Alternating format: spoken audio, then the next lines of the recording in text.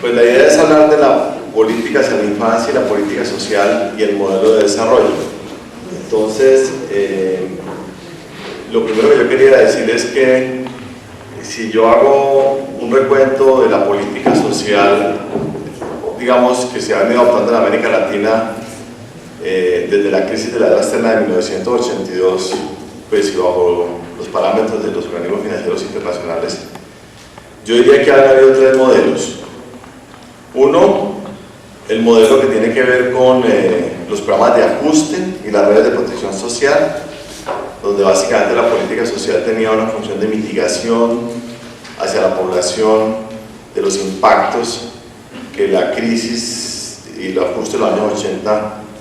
tuvo sobre la población, y entonces el tema de la pobreza y las necesidades básicas insatisfechas como eje de la política social. Después, ya en la década de los 90, entonces se habló del tema de las instituciones, el tema de las oportunidades y las capacidades,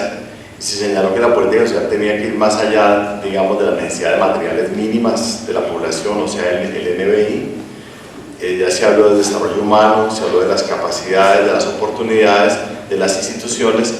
y entonces, de alguna manera, la política social estuvo acompañada, pues, de reformas institucionales donde el concepto de la pobreza, el concepto de las capacidades jugó un eje central. Pero después de 1900, digamos, yo diría que la política social del siglo XXI es la política del manejo social del riesgo. El problema que, digamos, pues, y es, digamos, en Colombia, como ustedes saben, y lo vamos a ver más adelante, nosotros hicimos la reforma de todo lo que es el Ministerio de la Protección Social y las instituciones de política social en el siglo XXI bajo el concepto de manejo social del riesgo y durante el gobierno de Álvaro Uribe Vélez. En el caso del manejo social del riesgo, se incluye, digamos, la categoría de los no pobres en la política social, y es porque el problema del modelo tanto de los 80 como de los 90 es que estaba básicamente centralizado en la pobreza, en la vulnerabilidad, en la exclusión, pero no había una política social para los no pobres. Entonces, ya con el manejo social del riesgo se incluyen los sistemas de aseguramiento, que es para la población que tiene capacidad contributiva, solo que, pues, digamos, el énfasis se hace es en el aseguramiento privado. Entonces, nosotros encontramos que combinando el modelo de los 90 con el modelo del siglo XXI de manejo social del riesgo, pues tenemos, por una parte, una explosión de programas focalizados de política social junto con la privatización de lo que tiene que ver con el tema de la seguridad social. Y en Colombia, pues claramente nosotros nos mantenemos en este esquema, pues porque ya, pues con el cambio de gobiernos en América Latina, pues se ha venido, por ejemplo, reestatizando la política, el sistema de pensiones. En otros países se está hablando, digamos, de que no hay programas focalizados, sino programas universales, como el caso de Bolivia, por ejemplo, donde las personas de tercera edad tienen derecho a una pensión mínima. Entonces, digamos que podríamos decir que hay un cambio en, digamos, que digamos nosotros estamos bajo el concepto de manejo social del riesgo. Otra característica de la política social que se viene haciendo en América Latina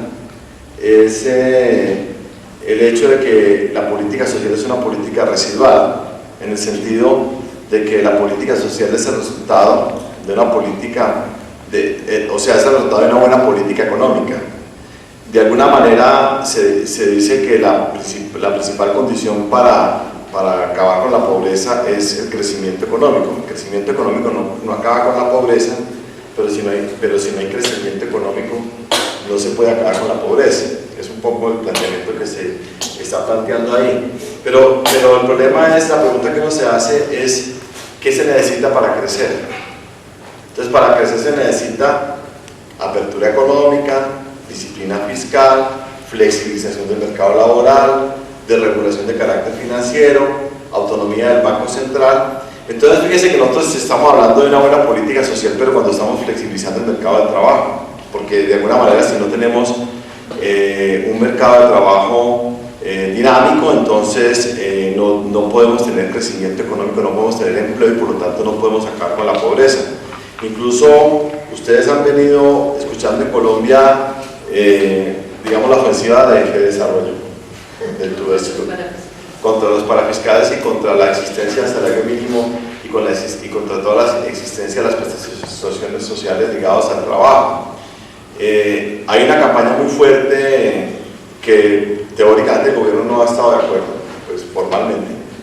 pero claro que uno, digamos, pues la pregunta que se hace es quién está financiando todos esos estudios que están diciendo de que los impuestos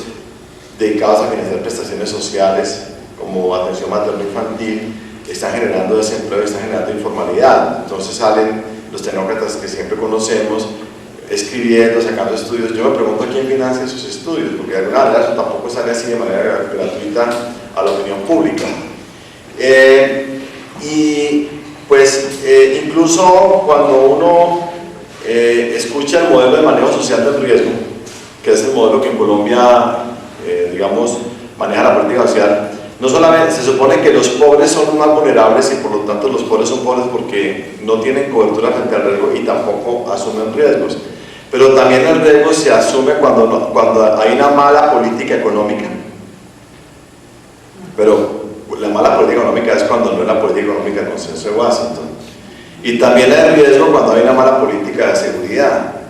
Entonces, con el manejo social del riesgo hicieron moñona porque con eso están fomentando, o sea, están justificando la política de seguridad, la política de ajuste macroeconómico y la política de seguros privados para pensiones y para salud y la política de asistencia focalizada. O sea, logran, digamos, en el manual del riesgo darle integralidad a toda la política, que era el problema de definir la política solamente sobre el problema de la focalización y la pobreza, que era qué pasaba con los no pobres y qué pasaba con el resto de las políticas económicas.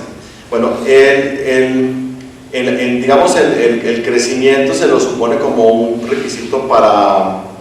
acabar con la pobreza, pero el crecimiento también depende de la inversión, o sea, no solamente de las políticas económicas correctas, sino de la inversión. Y aquí, digamos, yo quisiera, cuando yo hablo de inversión, yo quisiera hacer una reflexión que tiene que ver con el tema de la infancia, porque, digamos, la inversión es el gasto en capital. Hay capital físico y capital humano. Lo que se está diciendo es que, digamos, el gasto en infancia es un gasto en capital humano, pero es el capital humano más rentable porque digamos, la expectativa de vida de un niño o una niña es más larga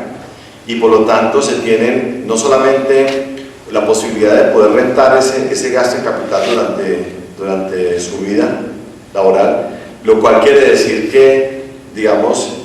por otro lado, aunque no lo dicen, pero se desprende que ese es el trabajo que hizo Julián Cuellar en su tesis de pregrado en la Nacional. Entonces el gasto en tercera edad no es un gasto rentable. O sea, de alguna manera el gasto en primera infancia es rentable, pero el gasto en tercera edad no es un gasto rentable. Entonces hay que mirar que en la escuela de tercera edad cuánto se gasta en salud, porque habría que ver el gasto que se hace en la escuela de tercera edad frente a la efectividad del gasto. Entonces, si la mamá de uno se está muriendo y tiene 86 años, pero entonces ¿para qué gastamos más si finalmente se va a morir? Entonces, en cambio en la primera infancia sí hay que gastar porque es un gasto altamente rentable. Yo no sé si te escribió eso, también pensando lo mismo que la mamá de él, pero finalmente